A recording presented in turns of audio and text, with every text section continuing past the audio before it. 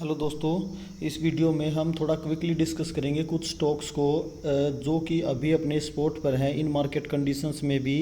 जब ज़्यादातर स्टॉक्स जो है अपने स्पॉट को छोड़कर काफ़ी ऊपर जा चुके हैं, तो ये स्टॉक अभी भी अपने स्पॉट पर कहे जा सकते हैं, बाइंग रेंज में कहे जा सकते हैं। तो इन स्टॉक्स को देखने से पहले एक बार देख लेते हैं यूएस मार्केट्स की क्या हालत है। तो यूएस मार्केट्स की अगर लास्ट ट्रेडिंग सेशन की बात की जाए तो डॉ जोन्स ने जो है 0.32% एंड नेस्डैक ने 0.68% एंड S&P 500 ने 0.37% की मंदी के साथ परफॉर्म किया था। और इस मंदी का कारण जो है फेड ऑफिशियल्स की खतरनाक कमेंट्री है, जिसमें उन्होंने कहा कि हमारा काम जो है इन्फ्लेशन को रोकना है, बैंकों को बचाना नहीं है, चाहे उसके लिए हमें कितना भी रेट हाइक क्यों ना करना पड़े। अगर हमारे रेट हाइक करने से बैंक डूबते हैं तो अब उन बैंक की मैनेजमेंट को सोचना है कि हम अपने बैंक को डूबने से कैसे बचाएं, वो हमारा काम नहीं है। तो ये काफ़ी खतरनाक कमेंट्री कही जा सकती है और इसी कमेंट्री को मद्देनजर रखते हुए बाजार में गिरावट देखने को मिली है।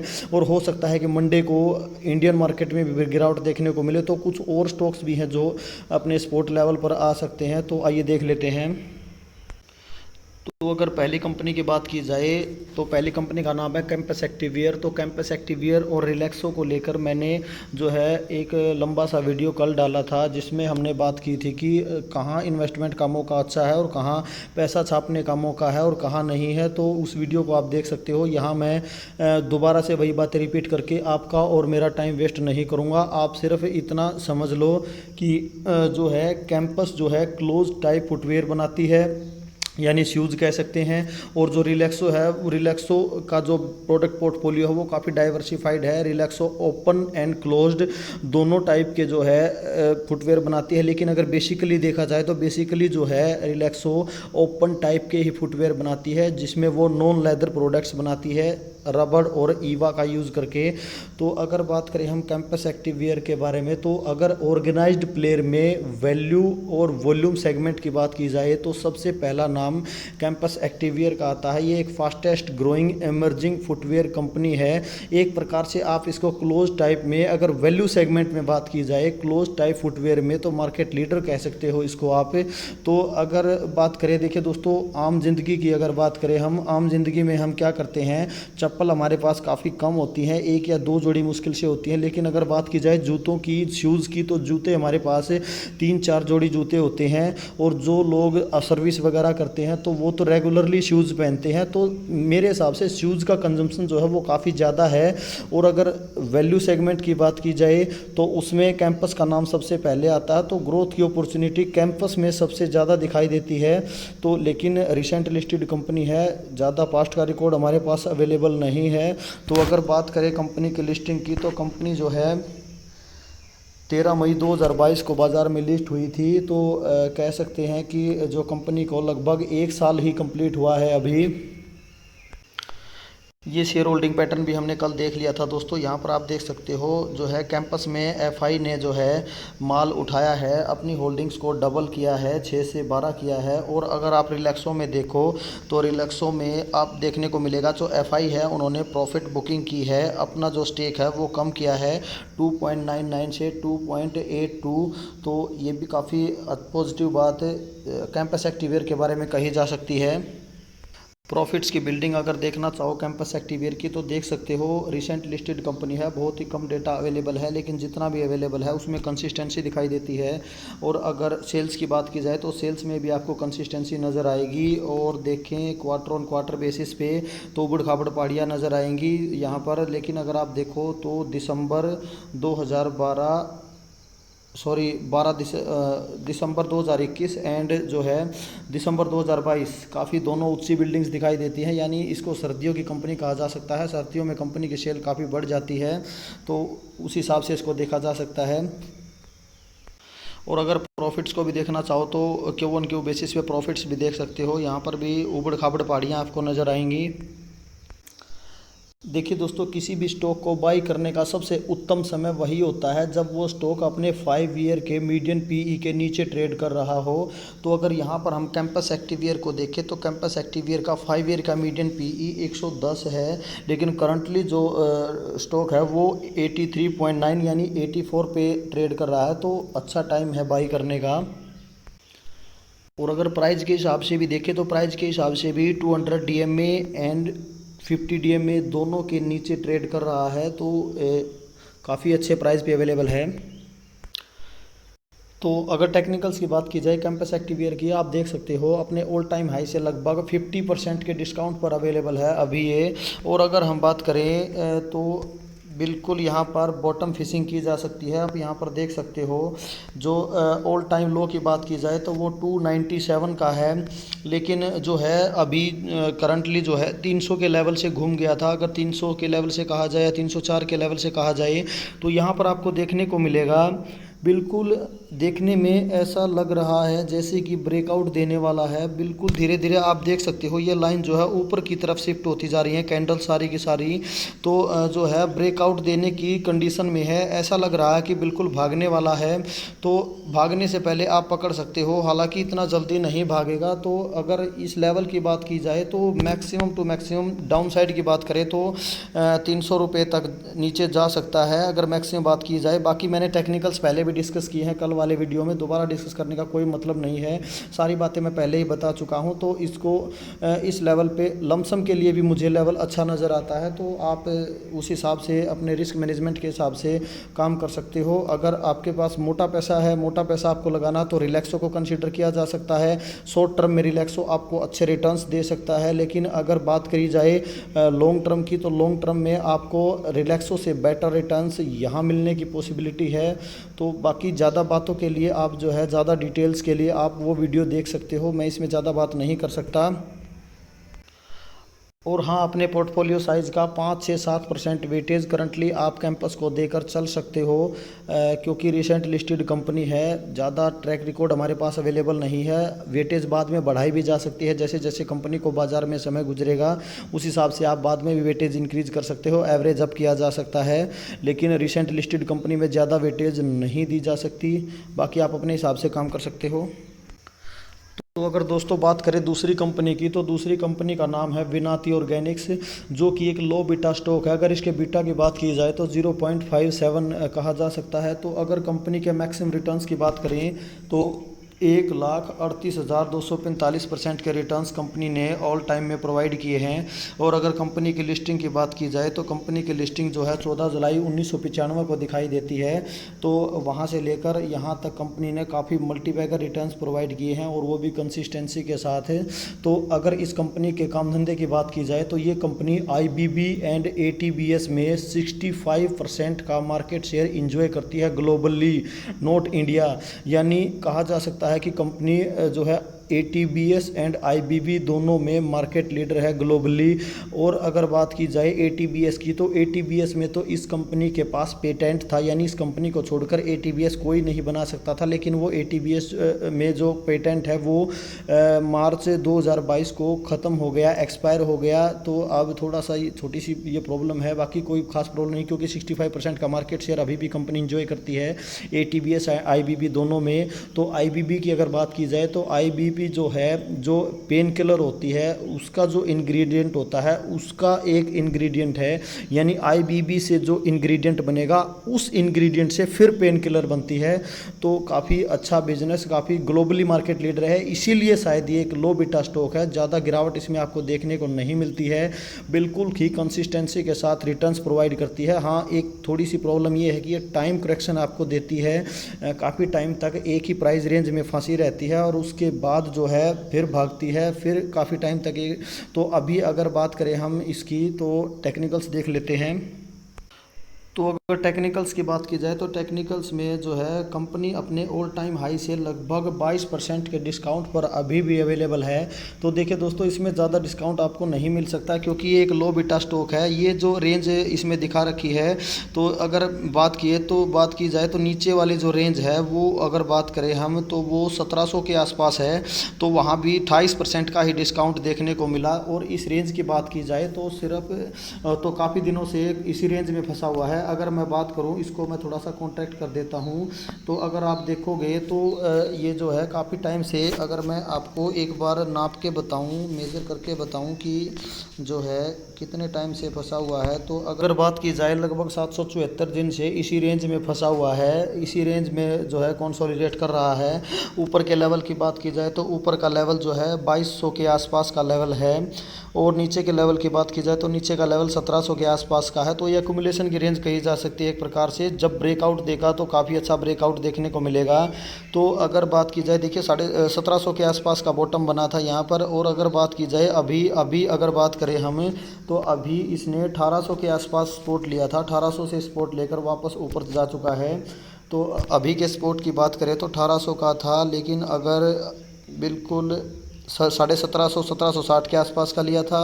और अभी की बात करें तो अभी जो रिसेंटली है वो 1800 का सपोर्ट लिया था। तो यानी जो है थोड़ा सा ऊपर ही की तरफ ही जाने की कोशिश कर रहा है, ब्रेकआउट देने की कोशिश कर रहा है। तो पता नहीं कब ब्रेकआउट मिल जाए। हालांकि अगर जो है रिजल्ट की बात की जाए तो जब इसका रिजल्ट आया था तो जो है इसने मार्केट की एक्सपेक्टेशन को मिस किया था, इसी वजह से अंडर परफॉर्म कर रहा है। और कैंपस में भी यही हालत है, कैंपस ने भी मार्केट की एक्सपेक्टेशन को मिस किया था।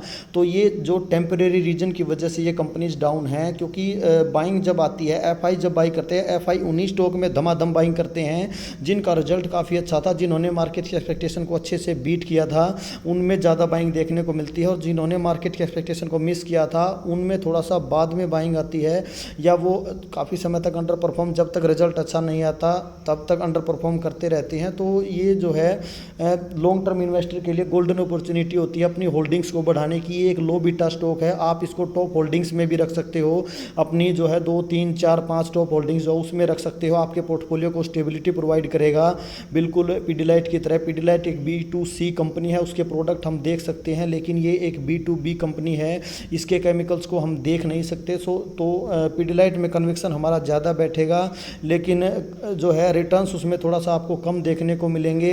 ये B2B कंपनी है, तो आपका जो आप इसके प्रोडक्ट हमें दिखाई नहीं देते, इसीलिए कन्विक्शन थोड़ा सा कम बैठेगा, लेकिन रिटर्न्स आपको यहाँ पर पीडीलाइट से ज़्यादा देखने को मिलेंगे। तो इसको आप इस तरह देख सकते हो, जो पहला स्पॉट है वो यहाँ पर लिया था इसने, जहाँ पर 1750 के आसपास बोल सकते हो। दूसरा स्पॉट जो है, दूसरा यहाँ पर 1800 के आसपास लिया था। तो हर बार जो इसका स्पॉट है वो ऊपर शिफ्ट होता जा रहा है, तो ब्रेकआउट दे सकता है, यहाँ से हो सकता है कि ब्रेकआउट दे दे, लेकिन ब्रेकआउट भी तब माना जाएगा जब ये जो है ऊपर वाली रेंज 2200 की, जिस रेंज में ये फंसा हुआ 17 से 2200 की, उसको तोड़कर ऊपर जाएगा और सक्सेसफुली अच्छी वॉल्यूम्स के साथ ऊपर जाएगा, तो ब्रेकआउट सक्सेसफुल माना जाएगा। लेकिन तब तक तो ये सिर्फ अक्यूमुलेशन की रेंज ही कही जा सकती है। तो अपने पोर्टफोलियो साइज़ का आप अच्छी वेटेज भी दे सकते हो, इसमें कोई खास प्रॉब्लम नहीं है। हालांकि कंपनी 19,000 करोड़ के मार्केट कैप की मिड कैप कंपनी है, लेकिन आप एक ब्लू चिप कंपनी के बराबर वेटेज इसमें दे सकते हो, कोई खास प्रॉब्लम नहीं है, क्योंकि लो बीटा स्टॉक है, जल्दी गिरता नहीं है बिल्कुल भी, काफ़ी कंसिस्टेंसी के साथ रिटर्न्स प्रोवाइड करती है। अगर प्राइस के हिसाब से बात करें विनाती ऑर्गेनिक्स की, तो 50 DM में एंड 200 DM में दोनों के नीचे ट्रेड कर रहा है। तो प्राइस के हिसाब से भी एंट्री लेने का या एवरेज डाउन करने का बिल्कुल सही समय है। और अगर बात करें 5 ईयर के मीडियन पी के हिसाब से, तो 5 ईयर का मीडियन पी आप देख सकते हो 42.3, और करंटली ट्रेड कर रहा है 41 पे। तो अभी भी 5 ईयर के मीडियन पी के नीचे ही ट्रेड कर रहा है। तो इस हिसाब से भी जो है फेयर वैल्यूड कहा जा सकता है, बाई करने का सही समय कहा जा सकता है। बात करते हैं दोस्तों नेक्स्ट कंपनी के बारे में। तो नेक्स्ट कंपनी का नाम है हिंदुस्तान फूड्स। अगर आप ऑल टाइम रिटर्न्स BSE के चार्ट पर जाकर देखोगे तो आपको 54,460% के रिटर्न्स दिखाई देंगे। और अगर कंपनी की लिस्टिंग की बात की जाए तो कंपनी की लिस्टिंग काफ़ी पुरानी कंपनी कही जा सकती है, ये भी अगस्त 2012 से बाज़ार में है। तो काफ़ी कंसिस्टेंसी के साथ रिटर्न्स कंपनी ने अच्छे रिटर्न्स प्रोवाइड किए हैं। तो अगर FMCG में बात की जाए तो FMCG में हाई ग्रोथ कंपनीज़ की बात की जाए तो पहली VBL को लिया जा सकता है, VBL हाई ग्रोथ कंपनी। और सेकंड जो है, सेकंड हिंदुस्तान फूड्स को कंसीडर किया जा सकता है। ये कंपनी जो है कॉन्ट्रैक्ट मैन्युफैक्चरिंग का काम करती है, काफ़ी कम प्रॉफिट के मार्जिन 4-5 मैंने आपको दिखाए थे, 5-6-7% तक के मार्जिन पर काम करती है, 7 भी ज़्यादा बोल दिया मैंने, 5-6% तक के मार्जिन पर ही काम करती है। तो एक प्रकार से मैंने इसके बिज़नेस को मोनोपोली टाइप बिजनेस बोला था, क्योंकि यहाँ पर कौन एंट्री, कौन झक मारेगा 5-7% के जो है प्रॉफिट मार्जिन के लिए यहाँ पर कोई भी इजीली एंट्री नहीं ले सकता। लेकिन इस कंपनी में छोटी सी प्रॉब्लम डेट की है। जो डेट टू इक्विटी है कंपनी का वो पिछले क्वार्टर 1.25 था, इस क्वार्टर जो बढ़कर 1.37 हो चुका है। और वो डेट भी जो है लॉन्ग टर्म है, शॉर्ट टर्म नहीं है। लॉन्ग टर्म बोरोइंग ज़्यादा है, शॉर्ट टर्म बोरोइंग कम है, तो ये भी थोड़ा सा चिंता का विषय है। हालांकि अगर B2B कंपनी के लिहाज से देखा जाए तो कंपनी के जो वैल्यूएशन है वो काफ़ी महंगी वैल्यूएशन बाज़ार ने इसको दे रखी है। 89 के आसपास की वैल्यूएशन पे ये स्टॉक ट्रेड कर रहा है। और अगर बात की जाए B2C कंपनी को ही इतनी ज़्यादा वैल्यूएशन दी जाती है। हालांकि कंपनी का रिजल्ट जो है अपनी वैल्यूएशन को जस्टिफाई करता है। कंपनी कंटिन्यूसली अच्छा रिजल्ट पब्लिश करती है। छोटी कंपनी होने के कारण मार्केट एक्सपेक्टेशन का डेटा तो अवेलेबल नहीं था, लेकिन फिर भी काफ़ी डिसेंट जो है रिजल्ट देखने को मिला था। तो अगर कंपनी के बिजनेस की बात की जाए तो काफ़ी फ्यूचरिस्टिक बिजनेस, काफ़ी अच्छा बिजनेस। अगर इसके क्लाइंट की बात की जाए तो क्लाइंट में बड़े बड़े नाम आपको ब्रिटानिया, HUL, नेस्ले, मैरिको, तो FMCG कंपनी और अदर कंपनीज FMCG को छोड़कर, लेकिन मेनली जो है कंपनी FMCG प्रोडक्ट्स ही बनाकर जो है B2B business to business supply करती है। तो उस लिहाज से कहा जा सकता है कि कंपनी जो है काफ़ी अच्छा well diversified business model company का कहा जा सकता है। अगर प्राइस के हिसाब से बात की जाए तो प्राइस के हिसाब से जो है 200 DMA एंड 50 DMA के नीचे ही ट्रेड कर रहा है। हाँ, 200 DMA के ऊपर ट्रेड कर रहा है। कह सकते हैं कि 544 ही 200 DMA है और 544 ही CMP है। तो कहा जा सकता है कि 200 DMA पर ट्रेड कर रहा है और 50 DMA से नीचे ट्रेड कर रहा है। तो प्राइस के हिसाब से भी सही टाइम है बाई करने का। अगर दोस्तों बात करें 5 ईयर के मीडियन PE की, तो आप यहाँ पर देख सकते हो एक B2B कंपनी होने के बावजूद भी 5 ईयर का मीडियन PE 92 के आसपास है। 92 के आसपास नहीं, 92 ही है। तो एक B2C कंपनी को ही इतनी हाई वैल्यूएशन दी जाती है, लेकिन बाज़ार ने इसको प्रीमियम पे खड़ा कर रखा है। तो कंपनी के बिजनेस में दम है, तभी तो इतनी प्रीमियम वैल्यूएशन पे खड़ा कर रखा, क्योंकि हमसे ज़्यादा बाज़ार को पता है। हमें कुछ नहीं पता होता, बाज़ार को सब पता होता है। तो बाज़ार बेवकूफ़ नहीं है, इतनी हाई वैल्यूएशन पे इसको खड़ा कर रखा है। और अगर बात की जाए तो अभी करंटली ये जो है 86.4 यानी अपने 5 ईयर के मीडियन PE के नीचे ट्रेड कर रहा है। तो चाहे प्राइस के हिसाब से देखा जाए, चाहे वैल्यूएशन के हिसाब से देखा जाए, दोनों के हिसाब से जो है बाई करने का बिल्कुल सही समय है। तो अगर हिंदुस्तान फूड्स के टेक्निकल्स की बात की जाए तो अपने ऑल टाइम हाई से मोटा मोटी 27% के डिस्काउंट पर अवेलेबल है अभी ये स्टॉक। तो अच्छा खासा डिस्काउंट कहा जा सकता है। लेकिन यहाँ पर आपको दिखाई देने को मिलेगा कि जैसे हमने उन स्टॉक्स में देखा था, कैंपस में देखा था, विनाती ऑर्गेनिक्स में देखा था, वो ब्रेकआउट देने को लग रहे थे, उनका मुंह ऊपर की तरफ था। लेकिन ये जो है डाउन ट्रेंड में दिखाई दे रहा है, वो कुछ अप ट्रेंड में दिखाई दे रहे थे, ये हमें डाउन ट्रेंड में आता हुआ दिखाई दे रहा है नीचे की तरफ। तो इसके अगर स्पोर्ट्स लेवल की बात की जाए तो जो स्पोर्ट लेवल है 537 का, वहाँ टच कर सकता है ये।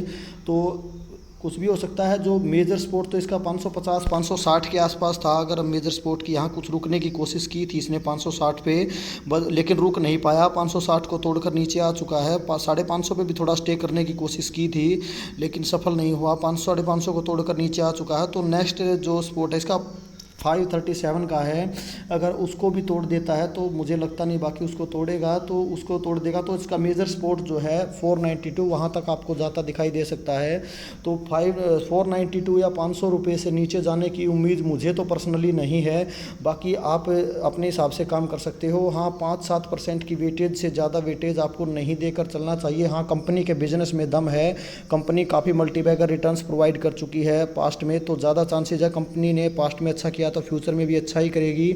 लेकिन जो है डेट की थोड़ी सी समस्या है, लॉन्ग टर्म बोरोइंग ज़्यादा है शॉर्ट टर्म बोरोइंग होने के बजाय। हाँ, अगर शॉर्ट टर्म बोरोइंग ज़्यादा होती तो ज़्यादा चिंता नहीं होती, लेकिन स्टार्टिंग से ही लॉन्ग टर्म बोरोइंग थोड़ी सी ज़्यादा है और वो बढ़ती भी जा रही है। तो डेट की वजह से जो है कंपनी के प्रॉफिट्स के मार्जिन इम्पैक्ट हो सकते हैं। तो उस हिसाब से आप देख सकते हो, थोड़ी सी ठीक ठाक वेटेज ही देकर आप चल सकते हो। आप अपने रिस्क एपेटाइट के हिसाब से काम कर सकते हो, जैसा आपको ठीक लगे। हाँ, बिजनेस मॉडल में कंपनी में कोई कमी नहीं है। बड़ी बड़ी जो कंपनीज़ हैं भारत की, उनके प्रोडक्ट जो है कॉन्ट्रैक्ट पे मैन्युफैक्चर करके देती है। काफ़ी अच्छा बिजनेस कंपनी का है।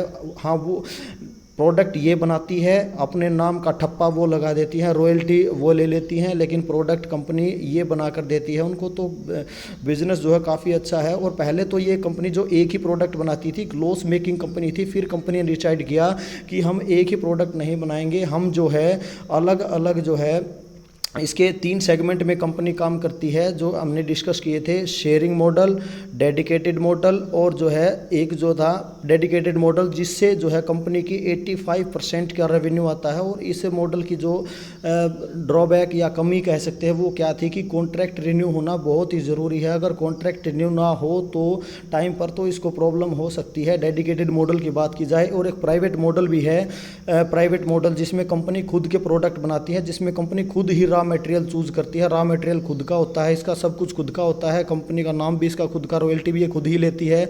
अगर तीसरा मॉडल प्राइवेट मॉडल की बात की जाए। और जो बीच वाला मॉडल बच गया शेयरिंग मॉडल, शेयरिंग मॉडल में क्या है, कंपनी जो है बहुत सारी कंपनीज के प्रोडक्ट एक ही जगह शेयरिंग करके बनाती है। और डेडिकेटेड मॉडल में क्या है, कंपनी अपना एक प्लांट है, जैसे एक क्षेत्र, एक सेंटर, एक रीजन जो भी है, वो एक ही कंपनी को डेडिकेट कर देती है कि यहाँ पर सिर्फ HUL के प्रोडक्ट बनेंगे, यहाँ पर सिर्फ नेस्ले के प्रोडक्ट बनेंगे, यहाँ पर सिर्फ VBL के प्रोडक्ट बनेंगे। तो इस तरह से आप मानकर चल सकते हो। तो डेडिकेटेड मॉडल से ही कंपनी की मैक्सिमम कमाई होती है 85% की। तो उस हिसाब से आप वेटेज देकर चल सकते हो। काफ़ी दमदार बिजनेस, काफ़ी पावरफुल बिजनेस मॉडल कहा जा सकता है, लेकिन वेटेज थोड़ा सा कंट्रोल में ही रखे, डेट को देखते हुए। हाँ, अगर डेट नहीं होता कंपनी पे, वो डेट लगातार बढ़ नहीं रहा होता, तो इससे अच्छी कंपनी FMCG में VBL को छोड़कर कोई हो ही नहीं सकती। तो नेक्स्ट कंपनी को क्विकली डिस्कस कर लेते हैं दोस्तों। नेक्स्ट कंपनी का नाम है फाइन ऑर्गेनिक्स, जो कि ओलियो केमिकल बेस्ड एडिटिव्स में इंडिया में मार्केट के लीडर है। और ग्लोबली देखा जाए तो ग्लोबली जो है 6th प्लेयर में आती है। तो अगर देखा जाए दोस्तों, तो ये जो है ओलियो केमिकल्स के डेरिवेटिव में काम करती है। तो यहाँ पर काफ़ी एंट्री बैरियर्स आते हैं, क्योंकि मेरे मोस्टली वीडियो जो है फाइन ऑर्गेनिक्स पे हैं, इसलिए मैं ज़्यादा अभी इस पर बात करके आपका और मेरा टाइम वेस्ट नहीं करूँगा। आप मेरे चैनल को विजिट कर सकते हो, वो उन वीडियोज़ को देख सकते हो। मैंने काफ़ी डिटेल में, काफ़ी गहराई के साथ इस कंपनी के बिजनेस मॉडल पर बात की है। और इस कंपनी के बिजनेस मॉडल की पावर को देखते हुए ही, बिजनेस मॉडल की फ्यूचरिस्टिक अप्रोच को देखते हुए ही मैंने इसको अपनी टॉप मोस्ट होल्डिंग बनाया हुआ है। तो काफ़ी अच्छा बिजनेस है, काफ़ी essential, very very essential green additives ये कंपनी जो है बनाती है। तो उस हिसाब से जो है कंपनी बिल्कुल वेरी एसेंशियल प्रोडक्ट से डील करती है। तो आपके भी पोर्टफोलियो में ये कंपनी टॉप, ज़्यादा नहीं तो कम से कम टॉप 5 होल्डिंग्स में तो होनी चाहिए। अगर केमिकल सेक्टर की बात की जाए, तो केमिकल सेक्टर की मुझे तो पर्सनली सबसे बेस्ट कंपनी ये लगती है। पिडिलाइट के बाद अगर बात की जाए, तो पिडिलाइट हालांकि इससे ज़्यादा थोड़ी सी कंसिस्टेंट भी दिखाई देगी आपको, रिटर्न्स थोड़ा सा कम बनते हैं, लेकिन ये B2B है, वो B2C है। B2C कंपनी में रिटर्न्स जो है कंसिस्टेंसी के साथ बनते रहते हैं। हाँ, उसमें जो है अगर PE एक्सपेंशन की बात की जाए, तो अब पिडिलाइट में PE एक्सपेंशन का कोई चांस नहीं है। हाँ, यहाँ पर PE री-रेट हो सकता है, क्योंकि अभी करंटली 24 के आसपास का PE जो है, लेकिन 54 तक भी ये चला गया। तो केमिकल कंपनीज में ऐसा हो भी सकता है कि जो PE है वापस इसका अगर फ्यूचर में 24 से 48 हो जाए, क्योंकि अगर इसके 5 ईयर के मीडियन PE की बात की जाए तो वो 42 के आसपास है। अभी करंटली ये 24 पे ट्रेड कर रहा है। तो अभी भी अपनी वैल्यूएशन से 5 ईयर के जो मीडियन PE उससे आधे प्राइस पे आपको, आधी वैल्यूएशन पे आपको मिल रहा है। तो हो सकता है कि इसमें जो है PE री-रेट होकर डबल हो जाए, तो आपको काफ़ी अच्छे रिटर्न्स देखने को मिल सकते हैं। ऐसा हो सकता है B2B कंपनी में ऐसा हो भी जाता है, क्योंकि यहाँ PE री-रेट हो सकता है। लेकिन अगर B2C की बात की जाए, तो वहाँ पर PE री-रेट होने की संभावना काफ़ी कम होती है, क्योंकि ऑलरेडी बाजार उनको काफ़ी ज़्यादा वैल्यूएशन, काफ़ी ज़्यादा PE देकर चलता है। तो वो उसको री-रेट होकर वो कहाँ जाएगा, तो उसमें री-रेट होने की संभावना काफ़ी कम होती है। B2B कंपनी में ये हो सकता है। तो अगर कंपनी की लिस्टिंग की बात की जाए, तो सिंस लिस्टिंग कंपनी ने लगभग 6 गुना के रिटर्न्स जो है 6 गुना पैसा अब तक कर दिया है। लगभग 6 जुलाई 2018 से अगर सिंस लिस्टिंग से बात की जाए, अगर दोस्तों प्राइस के हिसाब से बात करें, तो प्राइस के हिसाब से 200 DMA के तो नीचे ट्रेड कर रहा है, एंड 50 DMA के ऊपर ट्रेड कर रहा है, क्योंकि अभी ये भागकर काफ़ी ऊपर चला गया। नहीं तो 50 DMA के भी आपको नीचे मिल जाता, लेकिन 200 DMA के नीचे ही मिल रहा है। तो मैं बात कर रहा था दोस्तों 5 ईयर के मीडियन पीई की। आप यहाँ पर देख सकते हो 5 ईयर का मीडियन पीई 42 है एंड अभी करंटली ये है 24 पे ट्रेड कर रहा है। तो अपने आधी वैल्यूएशन पे आपको मिल रहा है, काफ़ी फेयर वैल्यूएशन पे आपको मिल रहा है। तो काफ़ी अच्छा टाइम है अभी भी दबोचने का। देखिए दोस्तों, अगर फाइन ऑर्गेनिक्स या टेक्निकल्स की बात करें तो इतना भागने के बाद भी अभी भी अपने ऑल टाइम हाई जो 7327 या 7328 के आसपास का इसने लगाया था, तो वहाँ से लगभग 32% के डिस्काउंट पर इजीली अवेलेबल है। अभी भी अगर बात की जाए तो अभी भी काफ़ी अच्छे डिस्काउंट पर अवेलेबल है। यानी कहा जा सकता है कि 5000 से नीचे का कोई भी लेवल इसमें इजीली आप बाई कर सकते हो। ज़्यादा जो है 200 400 150 के चक्कर में इधर उधर, यानी अगर बात की जाए तो जो है अभी करंटली बात की जाए तो ये जो है स्पोर्ट लेकर 4800 तक गया था, 4800 के आसपास से गया था और वापस वहाँ से फिर ऊपर आ चुका है। अगर मैं रिसेंटली बात करूँ इसकी 4820 के आसपास गया था, 4808 भी गया था, 4800 के आसपास चला गया था, लेकिन 4750 नहीं गया, वहाँ से फिर से ऊपर आ गया। तो यहीं 4700 4800 से लेकर लगभग 5000 रुपये तक की रेंज इसकी, 5050 या 5100 रुपये तक की जो इसने हाई लगाया था। ये हाई की बात करें हम यहाँ तो इसने जो 5100 के आसपास का हाई लगाया था, 5120 के आसपास का, तो यही इसकी अभी रेंज बनी हुई है। देखिए दोस्तों, आप जो अगर आपको लॉन्ग टर्म के लिए बाई कर रहे हैं, वैसे भी हम बिजनेस को बाई कर रहे हैं, स्टॉक को बाई नहीं कर रहे, तो जो है अगर आपके पास क्वांटिटी कम है तो आप अपनी वेटेज को धीरे धीरे बढ़ा सकते हो। क्योंकि देखो, जब तक रिजल्ट अच्छा पब्लिश नहीं करेगी कंपनी तब तक तो ये ऐसा नहीं है कि ऑल टाइम हाई को तोड़कर भाग जाएगा। तब तक तो इसको जो है काफ़ी नीचे गिरा हुआ था, 4500 से 5000 के आसपास ला के पटक दिया है एफआईज ने इसको। अब यहाँ से आगे इसको इसका रिजल्ट ही लेकर जाएगा। जब कंपनी का रिजल्ट, नेक्स्ट क्वार्टर का रिजल्ट कुछ इंप्रूवमेंट होती है, कुछ अच्छा आता है तो ही ऊपर जाएगा, नहीं तो फिर आपको यहीं 5000 के आसपास ही कंसोलिडेट करता दिखाई देगा। तो आप उस हिसाब से काम कर सकते हो, अपने हिसाब से जैसे आपको ठीक लगे, जिस तरह आपको ठीक लगे। बाकी कंपनी का बिजनेस मॉडल जो है काफ़ी यूनिक बिजनेस मॉडल कहा जा सकता है, काफ़ी अच्छा बिजनेस मॉडल कहा जा सकता है। Very very essential green additives company बनाती है।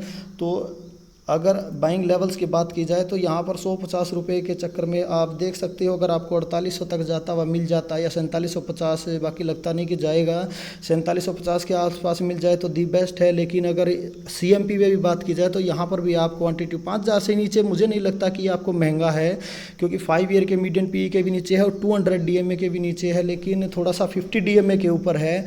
तो 5000 से नीचे का कोई भी लेवल काफ़ी अच्छा लेवल कहा जा सकता है इसको बाई करने के लिए। क्योंकि दोस्तों देखिए दोस्तों, 4040 के आसपास का बॉटम बनाया था इसने, फिर धीरे धीरे अपना जो है सारे जो है अपने स्पोर्ट को ऊपर की तरफ खिसकाता हुआ लगातार ऊपर की तरफ आया। देख सकते हो आप यहाँ पर लगातार ऊपर की तरफ आया। तो देखिए अब यहाँ से नीचे जाने की उम्मीद तो नहीं लगती कि वहीं वापस 4000 पे आपको मिल जाए, ऐसा तो शायद ना हो, क्योंकि कंपनी का रिजल्ट भी काफ़ी थोड़ा इंप्रूवमेंट ही होगा आगे। तो देखिए फ्यूचर तो मैं गारंटी नहीं दे सकता कि इंप्रूवमेंट होगी रिजल्ट में, या मैनेजमेंट से मेरी कोई बात नहीं हुई है, लेकिन अगर देखा जाए तो कुछ भी हो सकता है मार्केट में। मैं कोई गारंटी नहीं दे सकता किसी भी चीज़ की, क्योंकि अब यहाँ कोई मार्केट्स में कोई भी गारंटी नहीं होती। आप बिल्कुल सही साबित नहीं हो सकते हमेशा और आप गलत भी नहीं हो सकते। तो आप अपने हिसाब से काम कर सकते हो। मुझे जो लगता है, मैंने अपना एक्सपीरियंस आपके साथ शेयर किया, तो आप उस हिसाब से अपनी वेटेज देकर चल सकते हो।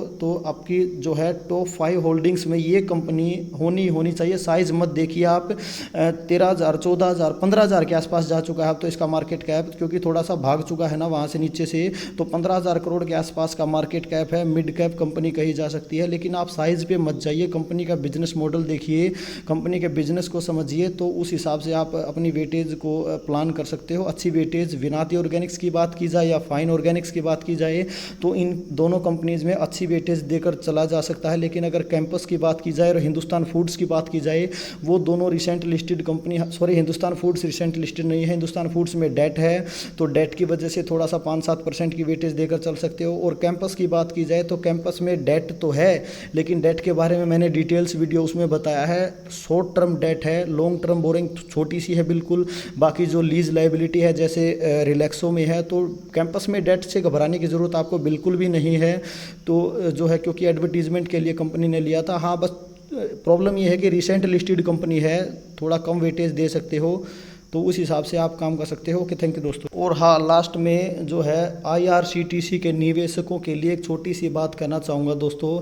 देखिए दोस्तों, जो अडानी डिजिटल लैब्स जो है वो अडानी एंटरप्राइजेज़ की ही सब्सिडायरी कंपनी है, और उस कंपनी ने 100% जो स्टेक है, अगर ट्रेनमैन ऐप जो बात की जाए, ट्रेनमैन जिसको बोलते हैं या दूसरा नाम भी है उसका, तो उसको जो है उसका 100% स्टेक एक्वायर कर लिया है या करेंगे, ऐसा NSE को इन्फॉर्म किया है उन्होंने। तो देखिए दोस्तों, ये सब प्लेटफॉर्म्स हैं, चाहे पेटीएम की बात कर लो, चाहे अमेजोन की बात कर लो, चाहे आप किसी और प्लेटफॉर्म क्लियर माई ट्रिप या मेक माई ट्रिप, किसी भी ऐप की या प्लेटफॉर्म की बात कर लो, तो ये सभी जो है टिकट बुकिंग के प्लेटफॉर्म हैं। लेकिन अगर IRCTC की बात की जाए तो टिकट बुकिंग IRCTC के पोर्टल के थ्रू ही होगी। अगर आप उन सभी ऐप में जाकर टिकट बुक करने की कोशिश भी करोगे तो वो आपको सीधे IRCTC के पोर्टल पर ही लेकर जाएगा। तो ये कंपनी, ये जो है, जो अडानी डिजिटल लैब्स ने ट्रेनमैन ऐप को जो है एक्वायर किया है, ट्रेनमैन को एक्वायर किया है, तो ये जो है एक सिर्फ प्लेटफॉर्म है। तो इसको क्या है, सिर्फ कमीशन मिलेगा, जैसे दूसरी ऐप को कमीशन मिलता है पर टिकट के हिसाब से, Paytm, Amazon, Cleartrip, MakeMyTrip जो भी हैं, तो जिस प्रकार उनको कमीशन मिलता है, तो उसी प्रकार वो कमीशन अब ट्रेनमैन की बजाय जो है इसको मिलने लग जाएगा, अडानी डिजिटल लैब्स जो है उसको मिलने लग जाएगा।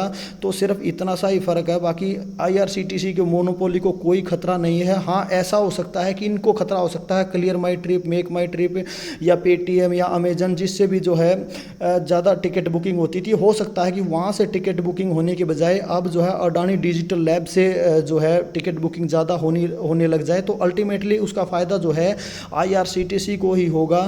तो IRCTC को तो कमीशन देना है, चाहे किसी को भी दे। अब पहले ट्रेनमैन को देती थी, अब जो है अडानी डिजिटल लैब्स को देने लग जाएगी। तो इतना सा ही डिफरेंस है, बाकी कोई मोनोपोली को कोई खतरा नहीं है। तो घबराएं नहीं IRCTC के जो इन्वेस्टर्स हैं बिल्कुल भी। तो बाकी तो मार्केट ही बताएगा, मार्केट्स को हमसे ज़्यादा पता है कि मार्केट्स का रिएक्शन क्या होता है, वो तो मंडे को हम देख ही लेंगे। लेकिन मुझे पर्सनली जो लगता है वो मैंने अपना एक्सपीरियंस आपके साथ शेयर किया है, क्योंकि अगर PSU में बेस्ट स्टॉक की बात की जाए तो PSU में सबसे बेस्ट स्टॉक जो है वो IRCTC ही है, जो मुझे पर्सनली लगता है। तो बाकी आप अपने हिसाब से काम कर सकते हो। हाँ, थोड़ा सा गवर्नमेंट ने बैंड बजा रखी है इसकी, क्योंकि गवर्नमेंट भी अपनी तरफ से गलत नहीं है दोस्तों, क्योंकि गवर्नमेंट का काम जो है पब्लिक को सेवाएं प्रदान करना है, ना कि प्रॉफिट्स कमाना है।